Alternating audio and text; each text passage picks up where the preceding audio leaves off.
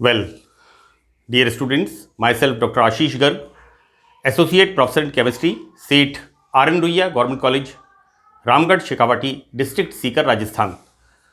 बच्चों, BSc part first में second paper organic chemistry में हमने टॉपिक एल्कीन्स शुरू किया हुआ है और इसमें हम मेथड ऑफ सिंथेसिस बनाने की विधियां ये हमने स्टार्ट किया हुआ है and this is the fifth method. देखिए बच्चों, एल्कीन्स में इस फिफ्थ मेथड में विसिनल डाइहैलाइड्स, इसका मतलब है निकटवर्ती कार्बन पर जब दो हैलोजन लगे होते हैं तो उसे हम कहते हैं निकटवर्ती डाइहैलाइड्स। तो विसिनल डाइहैलाइड्स के डीहैलोजिनेशन से यहां पर इसमें से हम क्या कर रहे हैं, हैलोजन को बाहर निकाल रहे हैं। तो मेथड का नाम है विसिनल डाइहैलाइड के डीहैलोजिनेशन से। बच्चों, यहां पर विसिनल डाइहैलाइड्स को जिंक मेटल के साथ हम गर्म करते हैं तो क्या होता है, 1,2 एलिमिनेशन। मैं आपको एक बार याद दिला दूं, फ्रायड्स मेथड साइक्लोएल्केन्स में पहला मेथड, वहां पर भी हमने यही किया था। हमने वहां पर लिया था अल्फा ओमेगा डाइहैलाइड्स और उसकी रिएक्शन हम जिंक के साथ कराते हैं तो ZnX2 बाहर निकलता है और साइक्लोएल्केन्स का फॉर्मेशन होता है। And the same reaction is here. यहां पर बच्चों देखिए, this is the vicinal dihalide, when this react with the zinc metal, तो बच्चों यहां पर ZnCl2 बाहर निकलता है और यहां क्या हो रहा है, 1,2 एलिमिनेशन, राइट, विलोपन अभिक्रिया होती है। इस तरह से हमें एल्कीन की प्राप्ति होती है। बच्चों यहां पर एग्जाम्पल मैंने लिया है, this is the 2,3 dibromo butane, this is the butane and this is 2,3 dibromo butane. बच्चों इसकी रिएक्शन जिंक के साथ, राइट, यहां क्या होता है, ZnBr2 and formation of this 2 butene, यहां पर 2 ब्यूटीन का संश्लेषण होता है। तो हम देखते हैं बच्चों यहां पर किस तरह से विसिनल डाइहैलाइड से और जिंक की रिएक्शन से एल्कीन का सिंथेसिस होता है। Now next reaction is the Kolbe electrolysis. बच्चों कोल्बे इलेक्ट्रोलाइसिस हम एल्केन्स हाइड्रोकार्बन्स के अंदर अच्छी तरह से हम पढ़ते हैं 12th क्लास के अंदर। एल्केन बनाना, एल्कीन बनाना, इसके अंदर हम कोल्बे एनालिसिस, सेम मेथड, ये हम 12th क्लास के अंदर पढ़ते हैं एल्कीन्स के निर्माण में। तो कोल्बे इलेक्ट्रोलाइसिस में क्या होता है कि डाइकार्बोक्सिलिक एसिड्स के सोडियम और पोटेशियम सॉल्ट, बच्चों दिस इज द इस सोडियम की जगह हम H लगा दें, सक्सिनिक एसिड, और ये क्या बन गया है यहां पर, सक्सिनिक एसिड का एनायन, सक्सीनेट। तो this is the sodium succinate. तो बच्चों यहां पर हम क्या कर रहे हैं, डाइकार्बोक्सिलिक एसिड्स के सोडियम या पोटेशियम सॉल्ट के इलेक्ट्रोलाइसिस से एल्कीन बनती है। तो एग्जाम्पल बच्चों हम क्या करते हैं, इसका सॉल्यूशन बना करके और इसमें इसका इलेक्ट्रोलाइसिस करते हैं कैथोड एंड एनोड लगा करके, राइट। अब रिएक्शन किस तरह से होती है, यहां पर हमने लिया है सोडियम सक्सीनेट। तो बच्चों देखिए सोडियम सक्सीनेट किस तरह से इसका इलेक्ट्रोलाइसिस होता है, विद्युत अपघटन होता है इसका, यहां पर formation of succinate and formation of Na+, right. ये बच्चों देखिए ये आता है प्लस इलेक्ट्रोड एनोड पर और ये कहां जाता है, माइनस इलेक्ट्रोड कैथोड पर। तो देखिए बच्चों यहां पर क्या हो रहा है, कैथोड पर इस सोडियम मेटल को, राइट, यहां पर 2 इलेक्ट्रॉन ये रिसीव करता है और क्या बना लेता है, फॉर्मेशन ऑफ NaOH। तो ये रिएक्शन होती है कैथोड के ऊपर। अब देखिए यहां पर इसके अंदर this is the anode, right. बच्चों देखिए दीज 2 इलेक्ट्रॉन्स मूव्स हियर इस कार्बोक्सिलेट, ये कौन सा वाला है, सक्सीनेट, राइट। इस सक्सीनेट एनायन में से 2 इलेक्ट्रॉन्स बाहर निकलते हैं एंड फॉर्मेशन ऑफ दिस। अब बच्चों देखिए यहां पर क्या होता है, यहां पर इस तरह से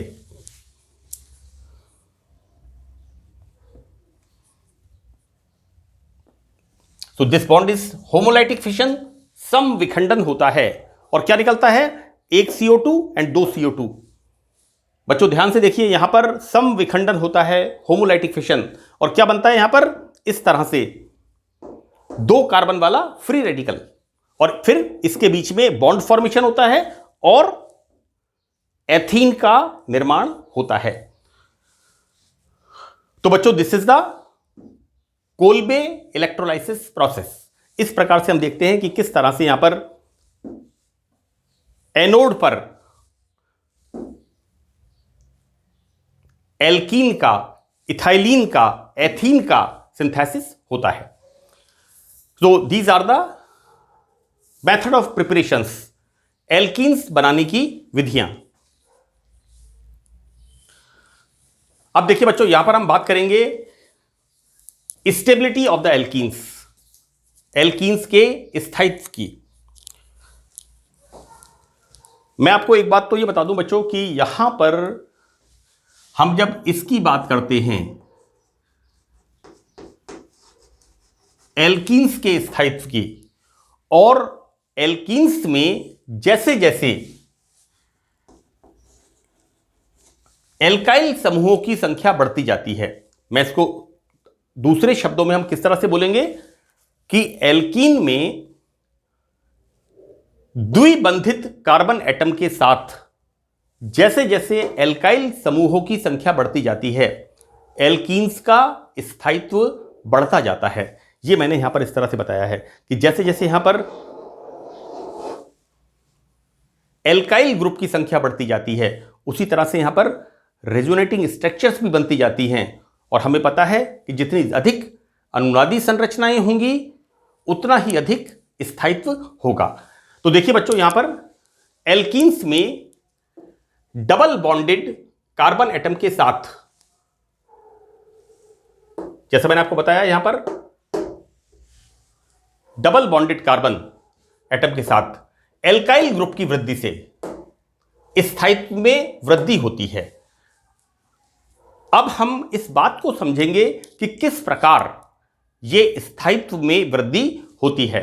तो देखिए बच्चों, यहां पर एक साइंटिस्ट था डेबार, जिसने बेंजीन के स्ट्रक्चर को भी बताया, राइट। हम पढ़ते हैं डेबार स्ट्रक्चर्स, केकुले स्ट्रक्चर्स, राइट। तो बच्चों यहां पर डेबार ने बताया कि जब एल्कीन्स में डबल बॉन्ड से जुड़े कार्बन के ऊपर एल्काइल ग्रुप बढ़ता जाता है, तो यहां पर अति संयुग्मन, हाइपर कॉन्जुगेशन से, यहां पर हाइपर कॉन्जुगेशन होता है, और अति हाइपर कॉन्जुगेशन से क्या होता है यहां पर कि हाइपर कॉन्जुगेशन से उसने एक्सप्लेन किया इस बात को कि यहां पर ये जो ग्रुप है एल्काइल ग्रुप किस तरह से इसके साथ अति संयुग्मन करता है और इनके स्थायित्व को बढ़ाता है। बच्चों क्या बताया डेबार ने कि द्विबंध के पाई कक्षकों का, बच्चों this is the pi orbitals, ये कार्बन है जिसके बीच में, देखिए बच्चों this is the pi orbital. तो बच्चों यहां पर द्विबंध के पाई कक्षकों का ये CH3 है, ये क्या है, substituent, this is the substituent. तो डबल बॉन्डेड कार्बन के पाई कक्षकों का सब्स्टिट्यूएंट ऑब्वियसली एल्काइल ग्रुप है, इसके सिग्मा कक्षकों के साथ आंशिक अतिव्यापन, पार्शियल ओवरलैपिंग होती है। ये बच्चों देखिए हो ये रहा है यहां पर कि C double bond C and this is the CH3। बच्चों CH3 CH double bond CH2, हम इसको we can write like this, CH3 CH double bond CH2, इस तरह से। अब यहां पर क्या हो रहा है कि इनके बीच में जो पाई बॉन्ड होता है और यहां पर ये जो हाइड्रोजन होती हैं इनके बीच में सिग्मा बॉन्ड होता है, तो बच्चों इसके बीच में पार्शियल ओवरलैपिंग होती है, और इसको हमने यहां पर इस तरह से दिखाया है, right. This is the diagram A. और डायग्राम ए में क्या बताया हमने कि प्रोपीन में ये एल्काइल ग्रुप किस प्रकार से अति संयुग्मन हाइपर कॉन्जुगेशन द्वारा सिग्मा एंड पाई ऑर्बिटल्स की overlapping, this is the pi orbitals and this is the sigma bond, this is the sigma bond, this is the sigma bond, यहां पर इनके बीच में किस प्रकार से अति व्यापन होता है। देखिए बेटा, इस प्रकार के अति व्यापन में C double bond C double bond के पास वाले सी डबल बॉन्ड सी के एकल बंध में भी थोड़ा सा डबल बॉन्ड कैरेक्टर, बेटा ये तो है ही है हमारा डबल बॉन्ड, और इसके बाद पे क्या है, इसके पास में है सी सिंगल बॉन्ड सी, एकल बंध होता है इसके पास में। डबल बॉन्ड के पास में क्या होता है, एकल बॉन्ड होता है बच्चों। तो यहां पर क्या होता है कि डबल बॉन्ड से बंधित कार्बन के पास वाले एकल बंध में भी कुछ डबल बॉन्ड कैरेक्टर आ जाते हैं। ऐसा कैसे होता है, इस पार्शियल ओवरलैपिंग की वजह से। आगे बच्चों हम देखते हैं इसमें कि यही कारण है कि प्रोपीन में CH3, देखो बेटा ये बड़ी इंपॉर्टेंट चीज है, यहां पर क्या होता है,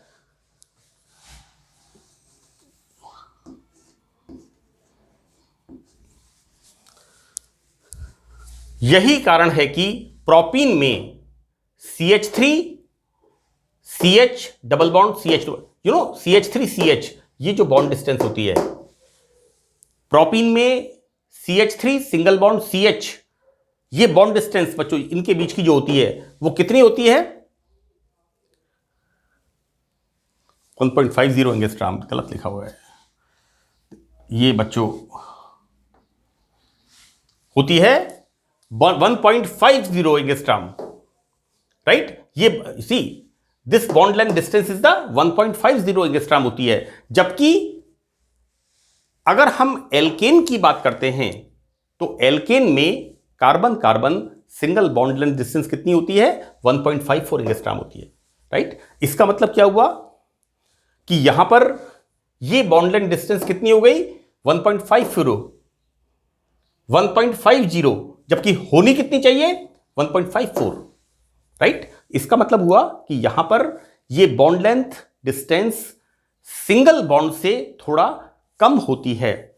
इसका मतलब इसमें कुछ पार्शियल डबल बॉन्ड कैरेक्टर, जैसे मैंने आपको बताया ऊपर, थोड़ा सा द्विबंध लक्षण आ जाता है, ये इस बात को बताता है।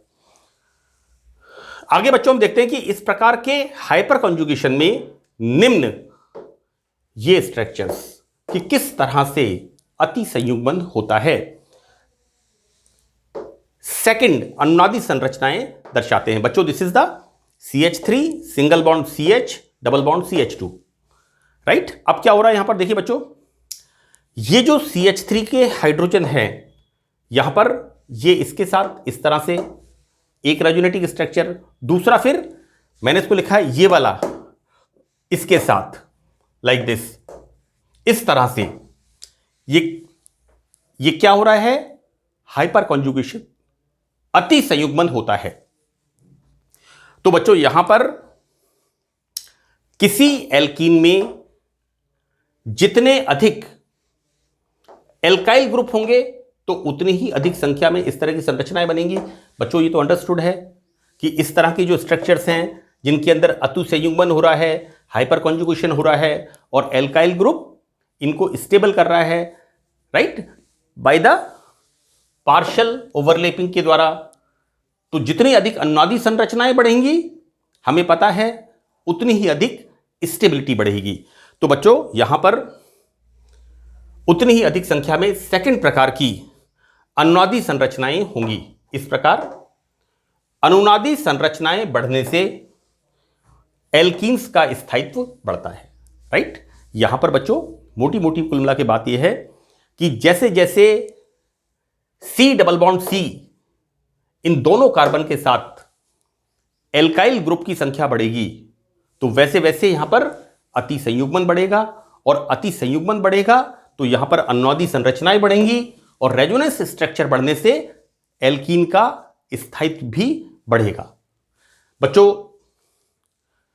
लास्ट ईयर तक आपने एथीन के बारे में पढ़ा है। इस सत्र में हमने पढ़ा है प्रोपीन के बारे में और हमने देखा कि किस प्रकार 1 प्रोपीन एथीन से ज्यादा स्टेबल होती है, क्योंकि एथीन के अंदर कोई एल्काइल ग्रुप नहीं होता जो कि अनुनादी संरचनाओं को बना सके। और कोवेलेंट बॉन्ड थ्योरी के अंदर, कोवेलेंट कंसेप्ट के अंदर हमें अच्छी तरह पता है कि as the resonating structures increases, as the stability increases, right. तो बच्चों, that's all in this lecture. Thank you.